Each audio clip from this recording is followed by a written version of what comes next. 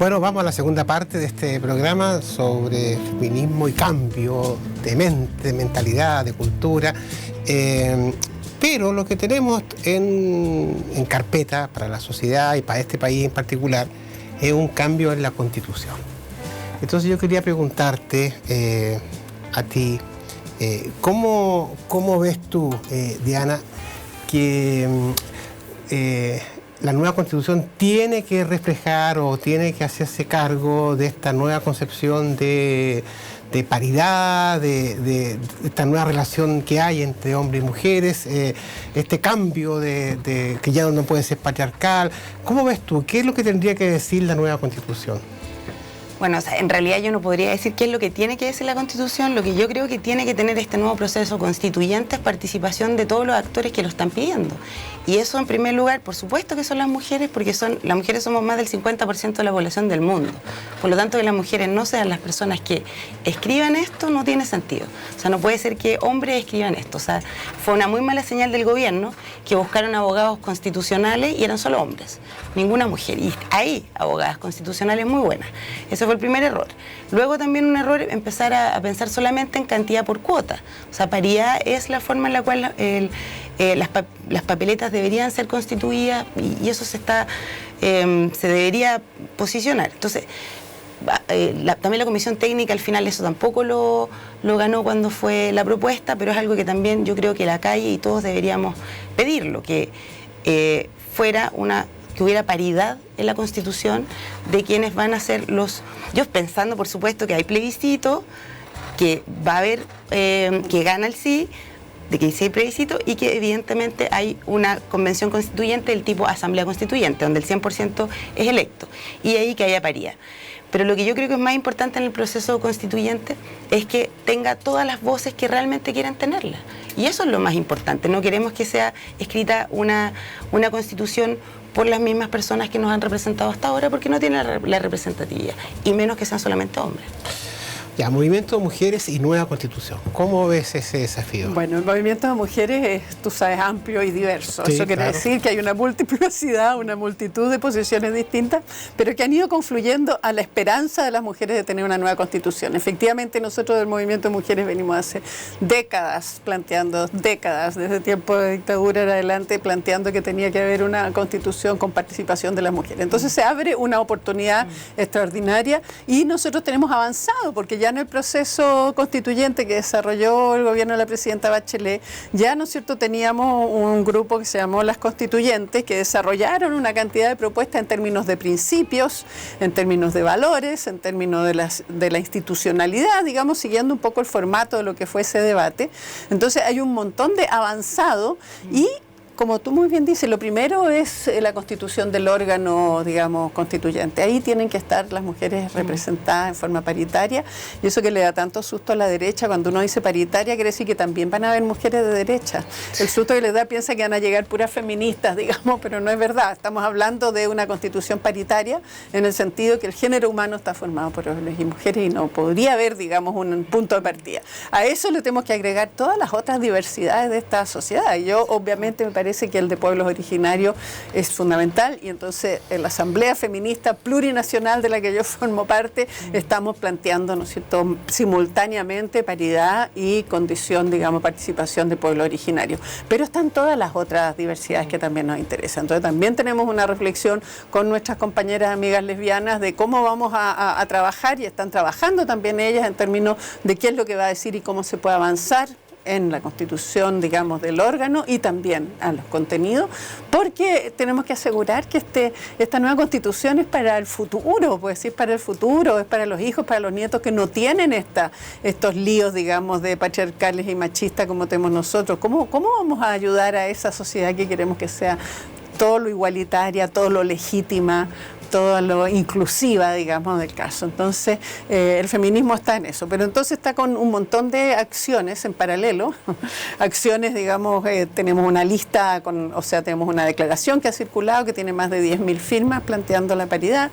Nos hemos reunido con las diputadas, estuvimos hace 2 días en Valparaíso y tuvimos asistencia transversal de diputadas de todos los sectores y 2 senadoras.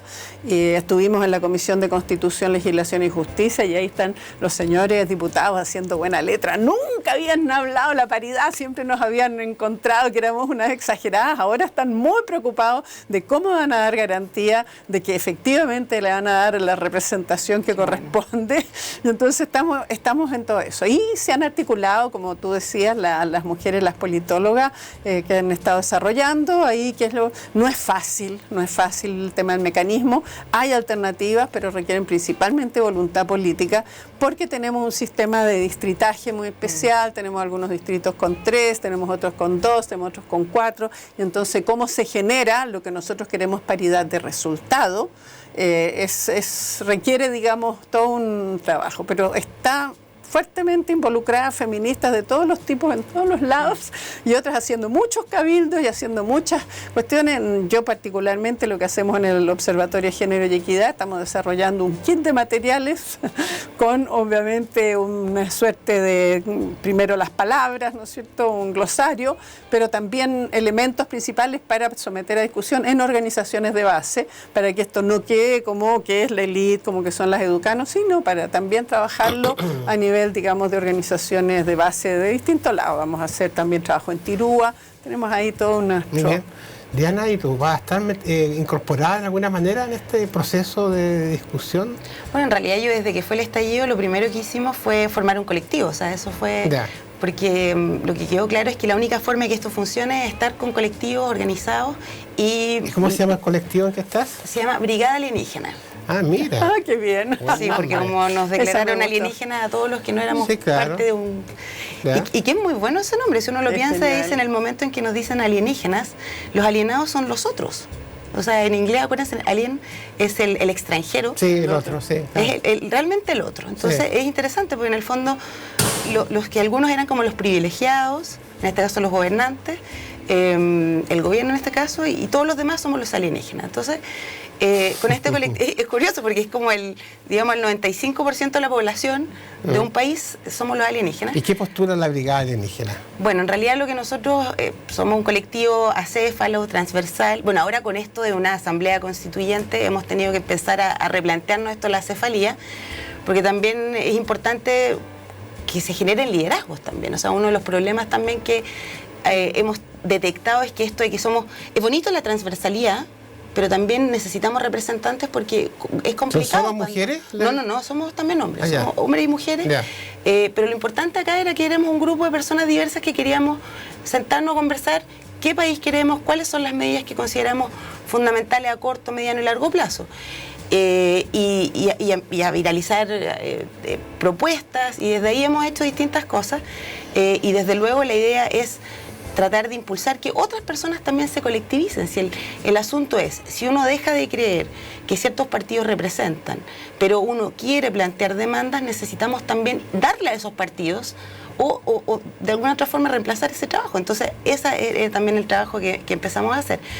Y ha sido muy bonito, porque eso es sentarse a conversar con... Y lo que hacen los cabildos, lo que hacen las asambleas, en el fondo es politizarse. Y desde ese punto de vista yo encuentro que lo que pasó el 18 de octubre hasta ahora ha sido, desde el punto de vista de la estética de la ciudad, muy doloroso, desde el punto de vista de lo emocional, por otras cosas quizás fuerte, pero ha sido hermoso desde el punto de vista de la politización de este país, yo creo. Y en ese colectivo yo estoy y vamos a seguir participando como podamos durante todo este proceso, que va a ser largo. O sea, hay que mantener eso todo lo que siga. Y bueno, pero esta paridad también tú la ves en los órganos legislativos, por ejemplo, que tendría que ser 50 y 50 la Cámara de Diputados, 50 y 50 la ley de igualdad Senado. Que tiene España es transversal, o sea, le dieron plazo a las empresas para transformar todo su directorio en paritario, todos los puestos de todas las instancias del poder público, todas son paritarias, y tiene una ley de igualdad. Te digo que pusieron plazos y los plazos se han ido, y eso, como es una ley de igualdad, significa que todas las universidades públicas han desarrollado todo su reglamento y todo sistema, que significa siempre cómo tú contribuyes a o sea, analizas y detectas dónde están las barreras, porque como no es una cuestión que tú puedas hacer por decreto, por eso, ¿no es cierto?, se producen estas gradualidades, pero significa identificar las barreras, cómo las sacas y cómo contribuyes y entonces a un plazo determinado. Eso en España, y eso lleva sus buenos años. Entonces acá yo venimos proponiendo una ley de igualdad de hace varios programas de gobierno, nos ha ido bien, pero en la misma perspectiva, porque tú tienes que transformar toda la sociedad. Cada vez que necesites representación de una colectividad, tiene que estar representada de forma paritaria. Pero una pregunta concreta, ahora para esta elección de los constituyentes, de esta convención, ¿las mujeres van a ir en listas de partidos, eso, o hay independientes? Bueno, esa es la discusión que está ahí, pues, ¿cómo? Y en este minuto hay una iniciativa de un partido feminista, o sea, en este minuto está pasando de todo. El anhelo común es que efectivamente en el resultado sea un ente constituyente paritario. Que van a venir de partidos, que pueden venir de independientes, vendrán de distintos lados. Cuando decimos paritario no estamos diciendo de dónde tienen que venir. Sí, pero ¿cómo esto es partido feminista ya? Sí, ayer se reunían, a raíz de los grupos. ¿Tú eres parte de...? No, yo una iniciativa, sí. Es una iniciativa que sale de los grupos que estuvieron en el Estadio Nacional, que finalmente eran 13 grupos, digamos, cada uno de 250, y así todo llegamos a las 10.000 y tantas mujeres. Entonces, están en esta propuesta. Se ha hecho el ensayo en otros países. Yo soy súper pragmática y realista, me va a perdonar. Yo quiero que las mujeres tengan posibilidad de ser elegidas, no solo de ser candidatas, sino que de ser elegidas, y eso significa sacar papel y lápiz, calcular y decir, hacemos alianzas, dónde podemos llevar independientes, porque efectivamente pueden haber iniciativas muy bonitas, digamos, pero que al final, o sea, ya conocemos candidaturas, digamos, independientes que sacaron estupendos votos, pero el sistema electoral chileno privilegia la lista. Entonces, entonces para mí, esta es una cuestión absolutamente pragmática. Sí, pero es una de las cosas importantes, si me permiten decir, es que efectivamente en el momento de la elección de representantes no sea en el momento de elegir, que no sea con elecciones municipales o elecciones de otro tipo. Pero eso es muy grave, porque en el fondo ahí se politiza de una manera donde los independientes, y esa es una lucha también que va a haber que dar, pues en el fondo los mismos vicios del sistema electoral van a pasar al sistema. Tenemos 17 elecciones por delante. Iniciado este proceso tenemos 17 elecciones, porque están las primarias de parlamentarios, están las primarias de gobernadores, o sea, si tenemos una cantidad de elecciones por delante. Entonces vamos a tener que afinar todas nuestras capacidades, digamos, y de ponerle contenido. Eso es lo más fascinante de todo. Pero ahora lo que pasa también es que en esta crisis hay también un gran descontento respecto del rol jugado por los políticos, como se llama, por los partidos políticos. Por eso es interesante, porque este cuerpo constituyente no puede ser el de los políticos, o sea, es claramente para otro tema, no es, es además la Asamblea Constituyente es programática, va a crear un nuevo orden, y esa es su única tarea. No es donde va a ir a desarrollar su carrera política, no sé qué más, ¿no? Tiene una tarea que es parir una propuesta para este país que sea, ¿no es cierto?, una manera de organizarnos con nuestros derechos, nuestros principios, nuestros valores. Nosotros las mujeres queremos que el principio de igualdad y no discriminación esté en el nudo, pero también otros derechos, digamos, importantes, como el derecho a la intimidad, el derecho a la identidad, que todo hace a lo que tú me planteabas respecto de la diversidad sexual. Y lo que pasa es que como que habría, según escucho, prepararse para estar dentro de la Convención Constituyente, pero eso es estar como dentro del poder constituido de alguna manera. La pregunta es si hay mecanismos que han pensado ustedes también para desarrollar en forma paralela propuestas de nueva constitución. Bueno, ahí hay una cuestión importante, y lo hemos conversado en estos grupos de mujeres que hemos estado involucradas o preocupadas de esto. Una cosa es el órgano constituyente, sí, claro. Pero ¿qué hace ese órgano constituyente? Lo define el propio órgano.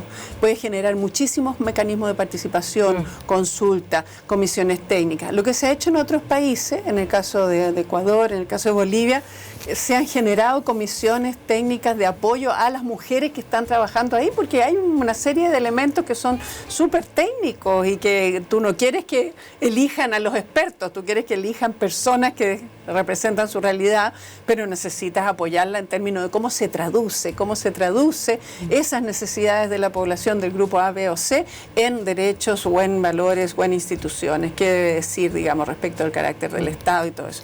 Entonces, la elección es una pata, todo lo demás es cómo va a funcionar, que puede hacerlo encerrado o lo puede ser abierto. ¿Va a transmitir? ¿Va a ser transparente? ¿Va a tener demanda? Eso yo creo que es fundamental, porque hay personas que lo que piensan es, bueno, elegir los representantes, o sea, plebiscito, llegar el momento de los representantes y como que algunos piensan hasta ahí, y no. O sea, de hecho, lo que yo creo que es lo que debería suceder es que se eligen los representantes y tiene que haber un mecanismo de una especie como de apoyo deliberativo en el cual están los representantes durante cierto tiempo escribiendo la Constitución, pero tienen que recibir insumos justamente de los cabildos o de las comunidades. Entonces, ahí, por ejemplo, los insumos de las mujeres va a estar, de las feministas. Porque si el tema es, por ejemplo, educación, o el tema es igualdad, o el tema es propiedad, tiene que estar, por ejemplo, o sea, yo me lo imagino así, 1 o 2 meses, la ventana es, no sé, supongamos junio. Esta es la semana de junio donde se tienen que entregar todos los insumos y todos los colectivos y todos los que estén, digamos, organizados tienen que entregar esos insumos a los representantes que estén trabajando sobre esos temas. El error va a estar, creo yo, ya que hay una desconfianza profunda entre los políticos y la política institucionalizada. Por otro lado, tenemos que rehabilitarlos también, porque si no también caemos o sea, también el problema de populismos de derecha es justamente no rehabilitar a la clase política. Entonces hay que tener ojo con eso. Es elegir a representantes, pero también estar vigilándolos, apoyándolos, suministrándoles insumos. Entonces también los cabildos, las asambleas, los colectivos tienen que entregar aportes a lo que se esté debatiendo en los representantes estar transmitiéndose las discusiones. Probablemente la Asamblea Constituyente va a constituir, digamos, comisiones, subcomisiones para distintos temas, y eso tendría que estar dispuesto y que uno pueda seguir la discusión. O sea, tiene que ser una experiencia de participación que sea, digamos, consistente con todo lo que estamos viviendo. ¿No te parece a ti que hay un tema previo, que los representantes, los que sean elegidos para este órgano, uno sepa qué piensan? O sea, por ejemplo, si el tema de los pueblos indígenas, ¿ya? ¿No sería bueno que saber exactamente cuál es la posición que tienen ellos antes de elegirlo? Se supone que vamos a saber quiénes sean los candidatos y que vamos a saber por qué votamos por ellos. Se supone, todo ahí no sabemos cómo va a ser, pues de eso estamos... Claro, no sabemos que los requisitos son mínimos, sí. Ya se ve cuáles son los requisitos. Pero el asunto es que uno ya no tiene... No es solamente el que uno elige que tiene toda la carga, sino lo que uno elige y lo que representa el que uno elige. O sea, por ejemplo, uno elige una mujer o alguien que es porque tiene también atrás un soporte que va a estar justamente de una otra forma apoyando y velando por eso. Entonces, uno ya no puede depositar toda la confianza en una persona. Ese fue el error. Sí, a mí me preocupa una cosa, cuando en todo el proceso anterior que hubo con el gobierno de la presidenta Bachelet, que era como que había que elegir entre conceptos y luego priorizar, etcétera, pero eso luego pasó a una comisión técnica y la comisión técnica como que capturó ese proceso. Claro. Pero aquí claramente hay que aprovechar todas las buenas lecciones de ese proceso, porque efectivamente pueden disponer de recursos para reproducir, digamos, o sea, encuentros locales autoconvocados pueden reproducir eso. Y yo sé que en el ánimo de algunos de los parlamentarios está que cuando se formalice, se diga cómo sería esto, tendría que tener un proceso de debate y discusión que sea, digamos, también sistematizado. Pero cuando tú pasas, o sea, en el caso de la experiencia del gobierno de Bachelet, claro, había una comisión técnica, bueno, hubo varias instancias, local, ¿no es cierto?, comunal, distrital y no sé qué más. Después pasó una comisión técnica, pero esa comisión técnica era porque iba a ser su proyecto, digamos, su propuesta de constitución, y cuando uno lee, digamos, el que se mandó, el proyecto que se mandó al Parlamento, yo lo desconocí profundamente porque yo participé intensamente en todas las cuestiones. Entonces, está claro, ahí va a haber que hacer un control ciudadano, un tremendo control, pero estaba sometido a otras discusiones políticas, o sea, estaba sometido a las tensiones de la alianza en el poder. De los factores que explican la crisis que hay es la poquísima participación ciudadana. Sí. O sea, ¿cómo asegurar que antes, durante, después, haya realmente un proceso participativo. También es clave. Pero por eso es lo que yo digo, o sea, hay un sistema, como digo, que no recuerdo este nombre, pero creo que se llama algo así como proceso deliberativo o algo así, que significa que no... El escribir la Constitución no solamente elegir los representantes, sino que uno elige los representantes, pero estos representantes tienen la obligación de recibir insumos que van a ser también los insumos que van a ser proporcionados por cabildos o colectivos. Es decir, se abren ventanas donde la comunidad se expresa. Claro, y ellos tienen que considerarlo, no como solamente opiniones o consultivos, sino que también tienen que considerarlos para el redactar. Tiene que ser vinculante. Exacto. No, sí, y eso es lo que nosotros la propuesta cómo se hace vinculante.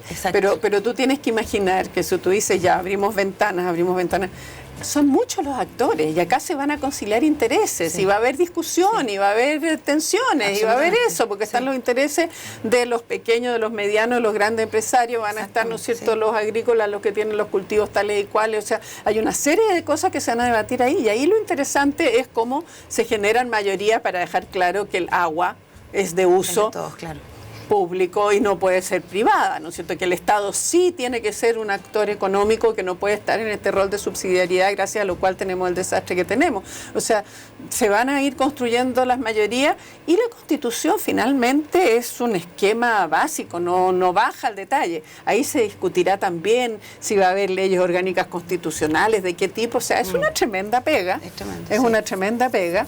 Pero finalmente ese órgano constituyente va a ser un espacio donde se van a debatir y discutir y contraponer intereses. Ahí vamos a estar intensamente dando argumentos y generando, ¿no es cierto?, condiciones de acuerdo. ¿A usted le gustaría ser parte de ese órgano constituyente? A mí me encantaría, pero tengo una decisión personal que es que vayan las más jóvenes. ¿Y no, yo sueño del pibe ser una constituyente. Se lo he pensado, todavía no he tomado una decisión al respecto. Es un trabajo gigante. Yo también sueño del pibe hace muchos años. Desde que empezamos a discutir esta cuestión, decía, me encantaría ser constituyente, pero hay que pasar por toda una cantidad de procesos y tengo una preferencia de decir, pucha, qué importante que hubiera gente más joven. O sea, tiene que haber de todas las generaciones. Claro, pero como finalmente y además, los escaños no son tanto. Insiste en el punto, o sea, jóvenes de memoria, como decimos en el museo, tenemos ese concepto, porque no es un tema solamente de edad, sino también de visión de mundo, porque y eso es, no sé si es acumulado, pero hay visiones de mundo que tienen que ver con una forma distinta de entenderlo. Y yo creo que sería súper bueno que ojalá, porque a mí me encantaría que tú pero eso pasa por muchas mediaciones, o que alguien de la brigada alienígena estuviese, no sé, algún representante, a lo mejor ahí algún representante, sí, claro. Habemos muchos alienígenas, alguien va a ver. Muchos alienígenas va a haber de todas maneras. Van a ser alienígenas en realidad. Claro, sí, claro. Bueno, estamos ya en la parte como más final del programa. No sé si quieren dejar algún mensaje, alguna idea para que se queden quienes están viendo el programa con ellos. A ver, yo tengo una tarea, o sea, una voluntad personal, que es que el próximo domingo se está votando en la consulta comunal en los municipios y yo creo que es muy importante poder participar, porque eso de participar se prueba participando. Se puede participar. Y aunque sea, digamos, que esta consulta quedó como un poco desfasada, fue extraordinariamente importante en cuanto a presionar que se llegara a un acuerdo que planteara el tema del cambio de la Constitución. Y es muy importante validar esa experiencia con todas las debilidades que tenga. Entonces yo quiero especialmente convocar a todo el mundo a votar. Son 200 y tantas comunas en las que sí hay consulta, muchas ya están abiertas, las que son, digamos, virtuales están abiertas, claro. Yo ya voté.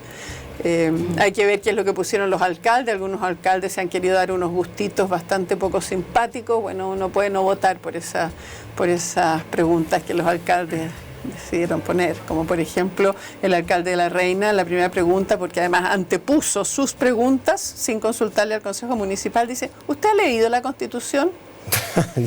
ya. Esa es la misma pregunta que pone. Sí. No, pues no corresponde. ¿Y qué mensaje darías tú? Bueno, yo un poco en la misma línea de lo que dice Tere, yo diría que han sido momentos para algunas personas difíciles, yo sé, sobre todo los pequeños trabajadores, personas que están más lejos, sin embargo, lo que está pasando va a tener impacto positivo, yo estoy convencida. No sé, algunos me dicen que soy ingenua o que soy demasiado positiva, pero yo creo que sí. En un mes de movilizaciones se consiguió algo que no se había conseguido en mucho tiempo, en 30 años, más de 30 años, es decir, un acuerdo que tiene muchos problemas, pero todo es perfectible, pero es un acuerdo por cambiar la Constitución, eso es histórico, y aunque muchos todavía no vean que eso va a tener cambios en la calidad de vida de las personas, lo va a tener. Va a ser una Constitución que va a significar mejoras radicales, porque va a ser escrito de partida en democracia y no una Constitución que todavía tenemos de la dictadura, una Constitución que en el fondo tiene todo un Estado hecho subsidiario. Eso significa que todo es privatizado de una otra forma, y de una otra forma la AFP, todas estas cosas que son las cosas cotidianas tienen que ver con eso. Entonces, hasta ahora hay personas que no han visto todavía quizás cómo esta movilización ha tenido impacto en su vida, pero esta cosa que es a largo plazo, que es la Constitución, es lo que va a hacer el cambio. Por lo tanto, cuando a veces duden de eso, recuerden que van a tener un impacto. Por lo tanto, participación, colectivización y a seguir adelante. Bueno, estamos ya despidiendo el programa, ha sido súper interesante. Ya vi que le hemos puesto feminismo y cambio de paradigma, ya no estallido social. Hemos hecho ya un avance en el curso del programa bien significativo. Y vamos a tener que seguir conversando nuevamente en algún momento, porque este es un proceso que comenzó y que tiene todavía para rato, y porque todo el proceso de transformación y de creación de una nueva Constitución es largo, y uno tiene que ser actor. O actriz, o sea, actora, no sé cómo se puede decir, pero y esperamos que ustedes tengan un rol en ello. Bueno, nos vemos en el próximo programa.